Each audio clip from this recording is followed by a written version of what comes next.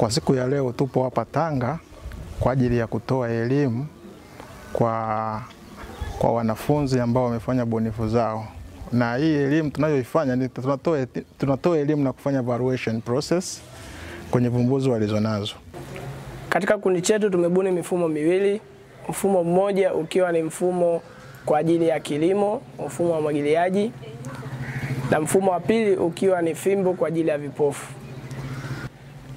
Tumeona tatizo ya umwagiliaji katika sekta ya kilimo.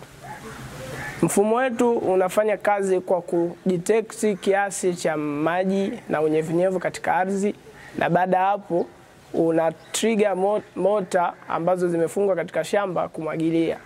Na pia mfumo huo upo katika matenki ya shamba ambako kama maji yakipungua shambani yanamwagilia. Ni watoto wabunifu ambao wameweza kufanya uvumbuzi mzuri sana, kwamba wana program ambayo imekuwa integrated na hardware. Manake wana program ambayo ni software na wana hardware zinazosaidia kuweza kuangalia ni maeneo gani yana unyevu, yana ukame, na ule mfumo uweze kuweza kumwagilizia.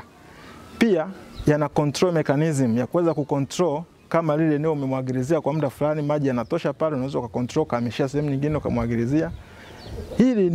Huu ni mfumo mzuri sana kwenye upande wa uvumbuzi, kwa sababu watu wenye mashamba makubwa wanaweza kautumia mfumo ule kuweza kuzalisha mazao mbalimbali, manake controlling mechanism inakuwa ni nzuri.